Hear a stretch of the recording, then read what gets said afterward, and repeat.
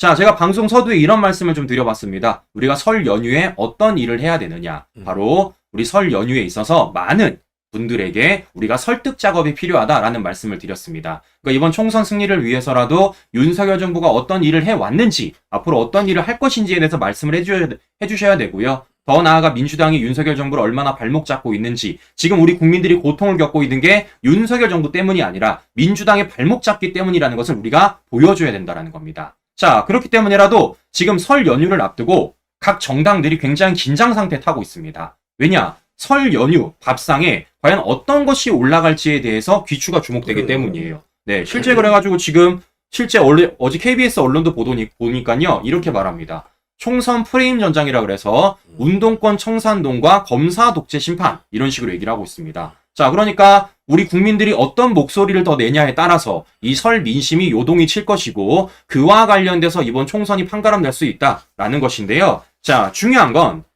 설 직전까지 있었던 여론조사 상으로는 지금 우리에게 굉장히 유리하다라는 거예요. 실제 여론조사를 보면요. 국민의힘이 상승세를 놓고 있다는 겁니다. 근데 이게 비단 국민의힘뿐만이 아니라 윤석열 대통령 지지율도 상승세를 갖고 있다는 거예요. 네, 제가 얼마 전에도 보여드렸지만 윤석열 대통령 데일리한 여론조사에서 6.8%가 만등하면서 44.6%를 기록을 했습니다.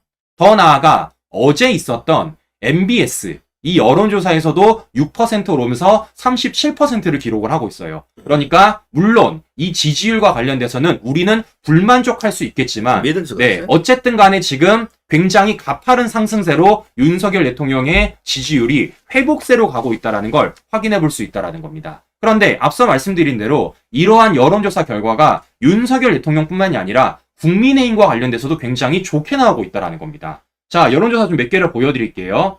자, 보시면 YTN 여론조사입니다. 자, 보시는 것처럼 1월 4주만 하더라도 27대 32였어요. 굉장히 폭이 좀 컸죠. 자, 그런데 2월 2주가 되니까 37대 38, 지금 1%밖에 차이가 안 납니다. 그 과정 속에서 국민의힘은 무려 10%포인트나 상승을 했다는 거예요. 자, 이것뿐만이 아닙니다. MBS 여론조사. 이걸 보시는 것처럼 1월 4주만 하더라도 33대 30이었는데 2월 2주가 되니까 37대 30으로 국민의힘이 무려 4%포인트나 오른 걸 확인해 볼 수 있다는 겁니다. 자, 더 나아가서 하나를 더 보여드리면요. 자, 이것은 MBN 여론조사입니다. MBN 여론조사를 보더라도 34대 27로 국민의힘이 앞서고 있는 것을 확인해 볼 수 있다는 것이죠. 그러니까 다수의 여론조사를 통해서 국민의힘이 앞서고 있고 그 여론조사를 통해서 우리가 뭘 알 수가 있다는 겁니까? 국민의힘 상승세가 굉장히 가파르다. 그와 반면에 민주당은 정체를 계속해서 하고 있다. 박스권 안에 갇혔다라는 걸 확인해 볼 수 있다는 겁니다. 지금 현재 민주당 지지율 박스권 이 언론에서 많이 나와요. 전혀 요동을 하지 않고 있다는 건데 사실 우리가 뭐 여론조사 기관을 잘 믿지 않습니다만은 지금 보시다시피 여론조사 기관마다 어느 것은 윤석열 대통령이 앞서고 있고 어느 것은 윤석열 대통령이 지고 있고 어느 것은 국민의힘이 앞서고 뭐 이런 전혀 상반된 결과를 내놓고 이것이 국민의 여론조사인 것처럼 지금 얘기를 하고 있어요. 여론조사라면 어떤 기관이 얘기를 하든지 국민의 여론 똑같아야 돼요. 뭐 거의 흡사해야 되지. 근데 이건 좀 반대가 되는 이런 꼴을 내다 놓은 국민들 보고 이걸 뭐 인정하라 했는데 이거보다는 윤석열 대통령이 왜 이 시점 오르게 됐는지 국민의힘 그 뭐 어떤 특정 정당이라는 개념이 아니라 그게 왜 오르게 되고 민주당은 왜 정치에 갇혀 있는지 요 사유를 잘 보면 이해가 될 겁니다. 네, 그럼 이제 좀 분석을 좀 해보도록 하겠습니다. 그럼 윤석열 대통령의 지지율이 급등했던 이유, 국민의힘이 지지율이 계속해서 오르는 이유에 대해서 우리가 좀 분석해 볼 필요가 있지 않겠습니까? 자, 그래서 실제 좀 세부적으로 들어가 보면요. 지역별 여론조사를 봤을 때 이렇게 나타나고 있어요. 서울이 40대 28, 대전, 충청, 세종이 44대 27, 인천, 경기가 32대 33입니다. 자, 여기서 우리가 주목해야 될 여론조사는 뭐냐면요. 바로 이 두 군데입니다. 바로 대전, 충청, 세종, 인천, 경기예요. 여기에 국민의힘이 굉장히 가파르게 상승세를 탔다라는 겁니다. 실제 인천, 경기를 보시면요. 이렇게 나타나고 있어요. 1월 2주만 하더라도 22대 37이었습니다. 근데 2월 2주가 되니까 32대 33, 1%포인트밖에 차이가 안 나는 거예요. 굉장히 국민의힘이 가파르게 오르고 있는 반면에 민주당은 서서히 떨어지고 있는 모습을 확인해 볼 수가 있는 것이죠. 근데 이런 모습이 인천, 경기뿐만이 아니라 대전, 세종, 충청에도 보인다라는 겁니다. 1월 2주만 하더라도 25대 35였는데 1월 4주에 역전을 하더니 2월 2주에는 굉장히 큰 폭으로 지금 국민의힘이 이기고 있는 모습을 확인해 볼 수가 있다라는 거예요. 자, 그리고 보시는 것처럼 지금 인천, 경기, 대전, 세종, 충청 이 부분에서 국민의힘이 굉장히 가파르게 오르고 있고 이런 가파르의 상승세가 지금 윤석열 대통령의 지지도, 국민의힘의 지지도로서 반영되고 있다는 걸 우리가 확인해 볼 수 있다는 것이죠. 자, 그러면 왜 이렇게 될까? 왜 이렇게 갑자기 여론조사가 가파르게 오를 수 있을까? 저는 바로 윤석열 대통령과 한동훈 위원장의 케미 때문이라 생각을 합니다. 두 사람이 함께 노력을 했다고 생각하는 거예요. 자, 무슨 얘기냐? 제가 우리 시청자 여러분들에게 여러 차례 보여드렸던 게 있어요. 특히 윤석열 대통령 관련돼서 제가 뭐 보여드렸었죠? 민생 토론회 보여드렸습니다. 무려 지금까지 10번에 걸친 민생 토론회를 거쳤다라고 제가 말씀을 드렸었습니다. 자, 그리고 제가 그때마다 윤석열 대통령이 어떤 정책을 내놨는지까지 설명을 다 드렸어요. 자, 그런데 그 민생 토론에 있어서 윤석열 대통령 일정을 좀 보도록 하겠습니다. 자, 보시면요. 일정이 이렇게 돼 있습니다. 1월 4일부터 2월 8일까지 10차례의 민생 토론회를 가졌는데요. 자, 보시면 장소가 중요합니다. 장소가. 윤석열 대통령이 어디서 민생 토론회를 많이 가졌느냐? 보시는 것처럼 경기도에서 많이 가졌어요. 네. 경기도 용인, 경기도 고양, 경기 수원, 경기 의정부, 경기 판교, 경기 분당, 경기 하남. 이곳에서 굉장히 많은 민생 토론회와 많은 정책들을 내놨다라는 겁니다. 자, 그만큼 윤석열 대통령이 이번 총선에 있어서 특히 정책을 내밀에 있어서 지금 특히 수도권, 경기 지역에 얼마나 집중을 하고 있는지를 우리가 확인해 볼 수가 있다는 것이죠. 자, 그런데 이런 행보가 윤석열 대통령에만 국한된 게 아니라 누구까지 이어지고 있느냐? 바로 한동훈 위원장까지 이어지고 있다는 겁니다. 실제 한동훈 위원장 수원에 가서 3대 공약 띄웠고요. 더 나아가서 구리 전통시장 찾아가지고 메가시티 서울 이거 띄웠고요. 더 나아가서 김포 찾아가서도 김포 봄이 오면 서울 된다라는 얘기까지 했습니다. 자, 보시는 것처럼 정책 행보를 벌임에 있어서 윤석열 위원장과 윤석열 대통령과 한동훈 위원장이 함께 뛰면요. 이런 시너지 효과를 나타낼 수가 있다는 거예요. 제가 요약된 표를 좀 보여드리면요. 이렇다라는 겁니다. 지난달 30일 윤석열 대통령이 성남에 등장을 하고 다음날 한동훈 위원장이 수원에 등장을 하고 그 다음 날인 2월 1일 윤석열 대통령이 분당에 등장하고 다음 날인 2일날 한동훈 위원장이 구리에 등장을 하고 또 다음 날에 김포에 한동훈 위원장이 등장을 하고 5일날 윤석열 대통령이 하남에 등장을 했습니다. 이렇다 보니까 지금 어떻게 되는 겁니까? 그렇게 많이 차이가 났었던 경기, 인천 지역에 있어서 지금 굉장히 폭을 많이 줄일 수 있었고 실제 그것이 윤석열 대통령 지지율과 국민의힘 지지율로 반영이 되고 있다는 겁니다. 자, 제가 여러 차례 말씀을 드렸어요. 이렇게 가면 되는 겁니다. 이렇게. 제가 뭐라고 말씀드렸죠? 우리는 무조건 정책으로 승부를 봐야 된다. 그 정책의 승부를 봄에 있어서 어떻게 가면 된다는 겁니까? 함께 뛰면 된다는 거예요. 그러니까 윤석열 대통령 따로 정책 내놓고 한동훈 위원장 따로 정책을 내놓고 이렇게 따로따로 정책 내놓으면요. 이거 안 돼요. 절대 안 됩니다. 근데 보시는 것처럼 윤석열 대통령의 정책을 국민의힘 한동훈 위원장이 함께 발맞춰서 뛰니까 어떻습니까? 시너지 효과로 나오고 있다는 겁니다. 이게 여론조사로 나오는 거예요. 우리 국민들은요. 김건희 여사와 관련된 논란 신경 안 씁니다. 우리 국민들은요. 정말 신경 쓰는 게 무엇입니까? 내 삶이에요. 내 삶을 나아지게 할 수 있는 그 민생 정책이 무엇인지 어떤 정책을 내놓는지 정말 잘 들여다보고 있습니다. 그것을 윤석열 대통령이 무려 10차례에 걸쳐서 했고 한동훈 위원장도 직접 현장을 찾아서 하고 있다는 겁니다. 그게 이런 결과를 나타낼 수 있었다라는 거예요. 이렇게 저게 좌파들의 어떤 선전선동이나 공격에 만약에 이끌려가면 이런 결과가 안 나와요. 그냥 무시해버리고 가야 된다는 게 이제 딱 드러났는데 여러분 생각해 보십시오. 윤석열 대통령이 대북관계 흔들리지 않는 것 그리고 지금 이 민생 토론도 뭐 민주당에서는 어떤 난리법석을 떨더라도 오로지 가야 될 길 정해놓고 하는 거예요.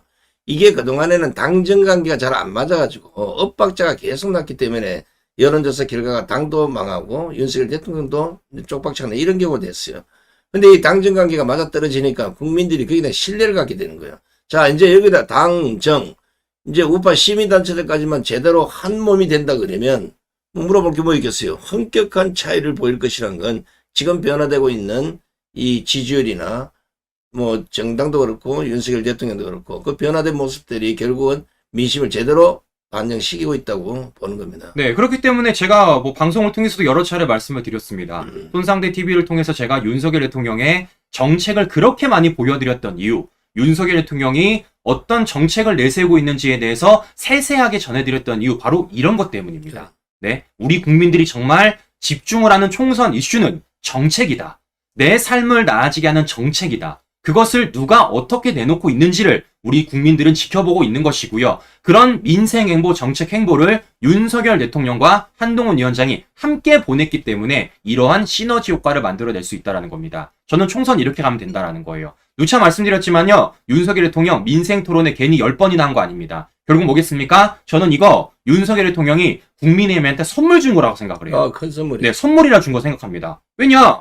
정부에서 무려 10차례에 걸쳐가지고 이런 정책을 벌이겠다라고 내놓고 있는 겁니다. 윤석열 대통령이 약속한 거예요. 그러면 국민의힘은 어떻게 되겠습니까? 윤석열 대통령이 약속한 이 민생 정책에 따라서 우리도 따라가겠다. 우리도 이와 관련 발맞추겠다라고 말하면 어떻게 되겠습니까? 우리 국민들이 믿음을 갖게 됩니다. 아, 윤석열 정부의 정책 마음에 들어. 그럼 이런 정책을 실현함에 있어서 우리가 뭐를 해줘야 될까? 우리가 팍팍 밀어줘야 되지 않겠냐? 그런데 이게 지금 실현이 안 되는 이유가 뭐라는 겁니까? 민주당, 야당의 입법 독재 발목 잡기 때문이라는 거예요. 그러면 윤석열 정부의 정책이 실현되기 위해서 뭐만 하면 되는 겁니까? 총선 이기면 되는 겁니다.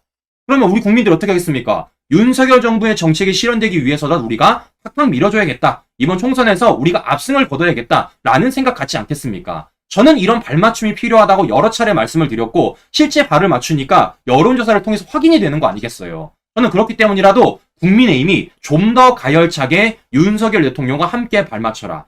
윤석열 대통령과 함께 이 총선을 치러야지 절대 떨어뜨려서 총선 치르면 이거 망합니다. 다시 말씀드리지만 윤석열 대통령, 윤석열 정부의 이 정책에 발맞추는 게 지금 국민의힘이 해야 될 일이라는 점 제가 다시 한 번 더 강조드리는 바입니다. 이게 선거를 앞두고 있잖아요. 약간 이제 고무적인 게 우리가 흔히 말하는 수도권 험지라 그러잖아요. 우파에. 그동안 뭐 선거를 잘못 치러서 서울, 경기, 인천에서 난공불락을 면치 못해서 심지어 그 출마를 안 하는 사람도 많았어요. 근데 여기에서 어떤 큰 변화가 일어난다는 건 방금 우리 준필이 설명대로 그 정책의 진실로 먹히고 있다. 그동안 뭐 정부도 그렇고 뭐 그 정당도 그렇고 선거철 앞두고는 대부분 뻥튀기 아니면 진짜 지키지 못할 걸 그때 꽃감 빼먹듯이 이런 식의 정책이 남발했는데 윤석열 대통령의 그 정책들 또 정책 우리 또 그 뭐 시민을 만나서 얘기하는 걸 보면 이 상당히 연구를 하고 고민을 했다는 게 뭐냐면 그걸 모르고는 뭐 이래라 저래라 할 수 없잖아. 그죠? 우리 뭐 슈퍼에서 어린 친구들이 술을 사는데 왜 그 점포의 주인까지 그 피해를 당해야 되냐. 얘기하니까 바로 현실로 그 이해가 되잖아. 그죠? 맞아요. 지금 몰카 공작처럼 학생들이 속이고 들었는데 주인이 어떻게 일일이 그걸 다 챙기겠냐고요. 네. 이런 바로 해소될 수 있는 문제를 그 자리에서 바로 해소하도록 한다는 건 이게 이제 지도자에서 보여줘야 되거든요. 뭐 터뜨려놓고 세우라 가든 말든 알아서 밑에서 알아서 하겠지. 이런 식이 돼서는 절대 지지율이 올라가지 않습니다. 네. 근데 지금 현재 어디가 문제가 생긴다는 것을 그리고 야당들이 민생의 발목을 잡고 있다는 걸 이번 추석 민심에서 제대로만 보여주면 제가 보기에는 큰 무리 없이 아마 선거를 잘 치를 수 있지 않나 싶은 생각이 들어요. 네. 자, 그런데 이런 과정 속에서 되게 재밌는 보도가 하나 나왔습니다. 자, 무슨 얘기냐. 보시는 것처럼 제가 우리 보여드렸어요. 그러니까 여론조사 상으로 지금 보면은 윤석열 대통령과 국민의힘이 상승세를 이어나가고 있다. 그리고 그 원인 중에 제가 뭐라고 말씀드렸죠? 함께 발을 맞췄기 때문이다. 라고 말씀을 드렸습니다. 자, 그러면 이 상황 속에서 좌파들은 어떤 생각을 할까요? 아, 이거 갈라쳐야겠다. 그렇지. 어떻게든 이 두 사람을 떨어뜨려 놔야겠다. 라는 생각을 하지 않겠습니까? 당연하지. 자, 아니나 다를까? 어제 제가 MBC 뉴스를 보다가 되게 재밌는 걸 봤습니다. 아직도 MBC는 네. 안 변했지. 자, 어떤 걸 봤냐면요. 어제 MBC도 뭐 여론조사를 했다 그래요. 음. 그래서 뭐 이런 여론조사를 했다고 합니다. 자, 그러니까 뭐 운동권 청산과 검사 독재 심판과 관련돼가지고 국민들이 얼마나 동의를 하는지. 그래서 뭐 MBC 주장에 따르면 운동권 청산이 40%, 검사 독재 심판이 47%라는 겁니다. 뭐 이런 얘기 합니다. 제가 여기까지는 참겠어요. 여기까지 그냥 넘어가겠습니다. 그런데 저는 이 여론조사를 통해서 되게 재밌던 게 뭐였냐면요. 이런 여론조사를 하더라고요. 당정관계 수직적이냐 수평적이냐. 그래서 수직적이다가 55%, 수평적이다가 32% 이런 여론조사라고 했습니다. 저는 궁금한 게 음. 이 여론조사가 왜 필요한 겁니까? 그러니까. 아니 수직적이냐 수평적이냐에 대해서 지금 총선에서 뭐가 중요한 겁니까? 그런데 지금 보시는 것처럼 MBC는 굳이 돈 들여서 시간 들여가지고 당정 관계에 대해서 수직적인지 수평적인 데에서 여론조사를 했다라는 거예요. 결국 뭐겠습니까? 결국 지금 민주당 좌파들이 포기하지 못하는 한동훈 위원장을 향한 프레임 뭐예요? 윤석열 아바타라는 프레임을 계속해서 씌우고 싶은 것이고 뭐 하자는 겁니까? 한동훈 위원장을 향해서 그 프레임 벗어나기 위해서 계속해서 윤석열 대통령과 싸워라. 윤석열 대통령 갈등 만들어라. 계속해서 윤석열 대통령 그림자 벗어나라. 라는 식으로 지금 얘기하고 있는 것 아닙니까? 그러니까 어제 MBC가 이런 여론조사를 저는 보도했다라고 보고 있는 것이에요. 우리는 절대 이런 여론조사에 속아서는 안 된다라고 제가 말씀을 드리는 것입니다. 아니, 요거 지금 현재 그 MBC 여론조사, 여러분 보십시오. 이 문구나 국민들에게 묻고 있는 그 질문사항 자체가 잘못된 거예요, 이건요. 지금 생각해 보십시오. 운동권 청산이다. 검사 독재 심판이다. 이거 MBC 스스로가 만들어낸 카피가 아니겠습니까? 국민들에게 아무 이유 없이 물어보면 국민들이 검사 독재 심판해야 된다. 이렇게 얘기하겠어요. 오히려 판사 독재를 심판한다고 나오기 때문에. 그리고 운동권 청산은 윤석열 정부나 지금 현재 우파보다는 운동권 출신들이 이미 수차에 걸쳐서 기자회견을 통해서 이 시대에 운동권 청산을 해야 된다고 이 실제 운동권 주도했던 사람들이 지금 내뱉고 있는 슬로건이에요. 이게 지금 국민들에게 제대로 투영이 돼서 이번 선거에 많은 그 후보자들이 운동권 청산을 지금 카피를 걸고 있어요. 우리 방송에 출연했던 이 출연자들도 운동권 청산을 지금 부르짖고 있는데 검사 독재 이거는요 MBC가 하고 싶은 얘기야 그냥. 자, 제가 여러 차례 말씀을 드렸어요. 당정 관계에 있어서 솔직히 말하면 수직적이냐 수평적이냐가 뭐가 중요합니까? 수직적이어도 되고요. 수평적이어도 됩니다. 단지 중요한 건 뭐겠습니까? 함께감에 있어서 뭐가 중요한 겁니까? 지향점이 중요하다라는 거예요. 목표치가 중요하다라는 겁니다. 그런데 지금 보시는 것처럼 윤석열 대통령과 한동훈 위원장 정책을 내미 있어서 어떻게 하고 있습니까? 그 목표치가 국민을 위한 거라는 겁니다. 국민의 삶을 위한 거라는 거예요. 그러면 그게 수직적인지 수평적인가 뭐가 중요합니까? 국민의 삶을 나아지기 위한 그런 목표와 그런 지향점을 갖고 있다라면요. 수직적이어야 되고 수평적이어야 되는 겁니다. 아무 상관이 없어요. 그런데 중요한 건 뭐겠습니까? 문재인 정권, 좌파 정권은 그렇지 않았던 거죠. 네, 겉으로는 수평적인 것처럼 보였지만 가장 수직적인 게 했던 게 좌파 정권이었고 그 과정 속에서 그들은 국민의 삶을 나아지게 한 지향점이었습니까? 아니었습니다. 자신들의 권력 욕심이었습니다. 어떻게든 권력을 가질 수 있는지, 어떻게 하면 자신들이 정권을 가질 수 있는지 그런 목표만 두고 그런 당정 관계를 운영했기 때문에 우리 국민들이 5년 만에 정권 교체한 것 아니겠습니까? 자, 그렇기 때문이라도 저는 수직적이냐 수평적이냐 이건 그냥 프레임일 뿐이다. 좌파들이 어떻게든 윤석열 대통령과 한동훈 위원장을 갈라치게 하려는 프레임일 뿐이라는 겁니다. 다시 말씀드리지만 당정 관계가 수직적이냐 수평적이냐 중요하지 않아요. 당정이 어떤 목표를 가지고 어떤 지향점을 가지고 국정을 운영하고 정책을 내세우는지 그걸 보는 게 진짜 백이다. 그걸 우리 국민들이 깨달아야 된다. 라는 말씀을 우리 시청자 여러분들에게 제가 드려보는 바입니다. 수평적이냐 수직적이냐 이거는 민주당에 물어야지. 수직을 넘어서서 지금 거의 이점이 1인 독재 아니에요. 1인 독재. 이런 잘못을 거꾸로 물었어야지. 당정관계는요. 국가 우선순위가 대통령 밑에 예를 들어 상권 분립이 됐다 하더라도 어느 정도는 수직과 수평을 서로 공유할 그런 조직이 지금 여권의 조직이 아닙니까?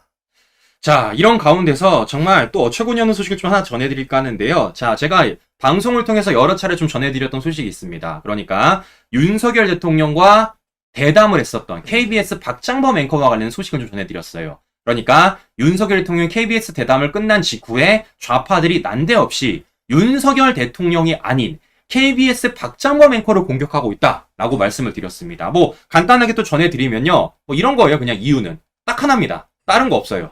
그냥 무조건 이겁니다. 왜 명품백을 명품백이라 부르지 못하냐? 파우치라고 불렀다는 이유 하나만으로 박장범 KBS 앵커 영원히 언론계 떠나라. 이렇게 주장을 하고 있고 정답이 파우치야. 네, 이런 거 관련돼서 권한 유착이란 얘기까지 하고 있습니다. 자, 그래서 우리 시청자 여러분에게 제가 박장범 앵커가 어떻게 얘기했는지까지 전해드렸었죠. 그러니까 박장범 앵커는 그냥 있는 그대로 얘기한 겁니다. 뭐라고 말씀드렸습니까?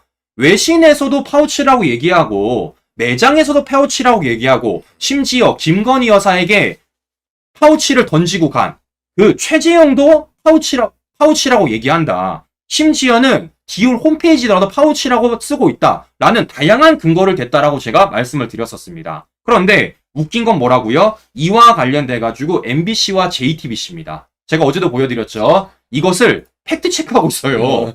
네? 외신에서 파우치라고 했는지 안 했는지. MBC 보도, JTBC 보도입니다. 여기에 한 발 더 나가는 게 누구냐? 한겨레입니다. 외신을 들먹였대요. 네? 외신을 인용한 것도 아니고 들먹였다라는 겁니다. 이러면서 지금 KBS 박장범 앵커를 공격을 하고 있다라는 겁니다. 근데 제가 어제도 말씀드린 것처럼 이거 전향적인 편향 보도고 왜곡 보도입니다. 왜냐? 지금 보시는 것처럼 MBC나 JTBC나 한겨레나 똑같이 뭐만 얘기하고 있습니까? 외신 보도만 얘기하고 있어요. 외신 보도만. 그러니까 KBS 박장범 앵커가 외신 보도에서 파우치라고 얘기했다. 그게 잘못됐다. 라고 얘기하고 있는 겁니다. 그런데 앞서 말씀드린 대로 박장범 앵커는요. 외신 보도만 얘기한 게 아니에요. 디올 매장 직원도 얘기했고요. 디올 홈페이지도 얘기했고요. 심지어 최재형 얘기도 했습니다. 다양한 근거를 가지고 파우치라고 얘기한 거예요. 외신 보도만을 가지고 파우치라고 얘기한 게 아니라는 겁니다. 그런데 다른 거 다 자르고 지금 편향된 보도를 어떻게 하고 있습니까? 외신 보도만을 가지고 박장범이 틀렸다라는 식으로 MBC와 JTBC와 한겨레가 보도를 하고 있다는 겁니다. 이거 전형적인 앞뒤 다 자르는 왜곡 보도다라고 말씀을 드리는 것인데요. 제가 너무 놀랬던 건 무엇이냐면요. 야, 진짜 해도 너무하더라고요. 여기서 끝나면 되는 거 아니겠습니까? 그런데 제가 뉴스를 보다 깜짝 놀랐던 게 JTBC는 이걸 메인 뉴스에 보도하더라고요. 이게 어제 실제 JTBC 뉴스룸에 보도한 내용입니다. 백 외신도 파우치로 표기, 핵심 비껴간 KBS 해명이라고 이렇게 내놓고 있는 거예요. 아니, 그냥 이 정도 보도까지면 그냥 끝나겠는데 이걸 어떻게 메인 뉴스까지 보도를 합니까? 이게 메인 뉴스에 보도할 감이에요? 그러니까. 아, 보시는 것처럼 참 끈질기다. 네? 정말 건덕지 하나 물면은 끝까지 포기하지 않고 이와 관련돼서 딴지 잡는 것들 정말 끝까지 간다. 라는 생각을 제가 한 번 더 가졌다라는 겁니다. 아니, 나는 지금 현재 MBC, JTBC, 한겨레 신문 이 기자들의 이 기자 윤리 강령을 좀 문제를 삼아야 될 것 같은데, 자, 그렇게 기자들이 질이 떨어져서 외신 보도를 보고 인정을 합니까? 아니, 그 시간이 있으면 명품 매장에 지금 백화점에 가서 가보라고 다 파우치라 그래. 매장 직원이 파우치라고 한다고. 그걸로 끝날 일이지. 뭘 외신에서, 그러면 외신에서 만약에 백이 아니고 외식의 소쿠리라면 그러면 MBC하고 JTBC하고 한겨레는 그럼 소쿠리로 표현할 거요? 아니, 저는 좀 어처구니가 없는 게 무엇이냐면요. 잘 보세요. 메인 뉴스예요. 그냥 인터넷 뉴스도 아니고 메인 뉴스입니다. 유튜브 방송도 아니에요. 그러면 메인 뉴스라는 것은 한정된 시간에 정말 우리 국민들에게 전해야 될 소식들을 전하고 있는 겁니다. 제가 JTBC를 향해서 또는 MBC를 향해서 뭐 이재명 법카 방송해라, 뭐 김정숙 옷가 방송해라 이런 얘기는 안 할게요. 근데 최소한 뭐를 해야 되겠습니까? 정말 지금 중요한 뉴스는 전해야 된다라는 겁니다. 지금 중요한 뉴스가 뭐겠습니까? 많은 민생 문제들 있잖아요. 많은 민생 문제들. 네? 그와 관련돼서 지금 어떤 문제점이 있는지, 이걸 어떻게 바로잡으면 되는지, 윤석열 정부가 어떤 정책을 추진하고 있는지, 민주당은 어떻게 얘기하고 있는지, 이걸 전하는 게 정말 더 중요한 뉴스 아니겠습니까? 아니, KBS 박장범 앵커 말이 그렇게 중요한 뉴스예요? 이게 지금 명품백인지 파우치를 얘기하는지 그게 이렇게 중요한 뉴스입니까? 아니, 정말 중요한 뉴스를 전해야 될 시간에 왜 저런 쓸데없는 뉴스를 전하는지 저는 이해가 안 간다라는 겁니다. 결국 뭐겠습니까? 저거 누구만 보겠어요? 좌파들만 보겠죠. 네? 이재명 지지자들만 보겠죠. 저는 저걸 보면서 야, 되게 편향됐다. 라는 생각을 안 가질 수가 없다라는 거예요. 아니, 이게 왜 여러분 이제 공작이란 표현을 이제 우파 쪽에서 이제 처음부터 시작했던 이유가 있습니다. 이게 왜냐면 국민들에게 이 백의 존재를 부각시키고 이걸 선전선동해서 김건희 여사나 윤석열 대통령에게 치명상을 입히기 위해서는 명품이란 이름이 안 들어가면 관심도 없어요, 사실은. 근데 여러분 알다시피 명품이라 했다가 300만 원짜리가 명품 중에 제일 싸더라. 이게 명품을 빼버리고 디올 백으로 지금 만들어가지고 명품에서 디올 백으로 넘어갔고 디올 백에서 실제 매장에 가보니까 파우치라 하니까 파우치로 돌아갈 수 없는 거예요. 파우치가 돼보면 저것들이 얘기했던 게 다 거짓말이 돼버리니까. 자, 그러니까 보시는 것처럼 이걸 보도를 통해서도 우리가 뭘 알 수 있느냐. 윤석열 대통령의 KBS 신년대담이 매우 깔끔했다. 사실상 모든 것들을 다 해소했다. 라는 것을 파악해 볼 수 있다라는 겁니다. 자, 그렇기 때문이라도 누차 말씀을 드렸지만 이제는 좌파들이 뭐라고 떠들던 간에 우리는 두기 막으면 되는 겁니다. 왜냐? 우리 국민들은 관심이 없어요. 오죽할 게 없으면은 KBS 박장범 앵커의 말을 팩트체크하고 있겠습니까? 오죽할 말이 없으면은 네, KBS 박장범 앵커의 이 말을 주요 뉴스에 보도를 하고 있었어요. 자, 그만큼 윤석열 대통령을 향해서는 정말 깔 게 없다. 정말 훌륭하다라는 것을 이 편향된 언론을 통해서도 우리가 확인해 볼 수 있다라는 겁니다. 자, 이렇기 때문이라도 누차 말씀을 드렸지만, 자, 만약에 저런 보도를 누군가 보고 이번 설날 연휴에서 얘기를 한다라고 말씀하시면요, 당당하게 말씀하세요. 외신에서도 파우치라고 얘기한다. 더 넘어가서 디올 매장도 파우치라고 얘기한다. 더 넘어가서 홈페이지도 파우치라고 돼 있다라고 당당하게 얘기하십시오. 그럼 우리가 뭐 하는 겁니까? 그 많은 근거로서 이 좌파들의 말도 안 되는 선전선동에 대해서 우리가 바로 잡을 수가 있다라는 것입니다. 아니 그냥 뭐 싸울 필요 없어요. 가자 해가지고 매장에 그 명품백 파는 혹시나 이런 이제 파우치를 파는 매장에 가서 그 매장 직원한테 물어보면 100% 파우치라 그래요. 명품백이라는 미친놈이라고 한다니까 그거. 자, 그렇기 때문이라도 정말 이게 뭐 파우치인지 아닌지 이런 쓸데없는 논쟁 더 이상 하지 않았으면 좋겠다라는 말씀 좀 전해드리면서 네, 이상 방송 마무리하도록 하겠습니다. 오늘도 긴 시간 끝까지 시청자 여러분 감사합니다. 감사합니다.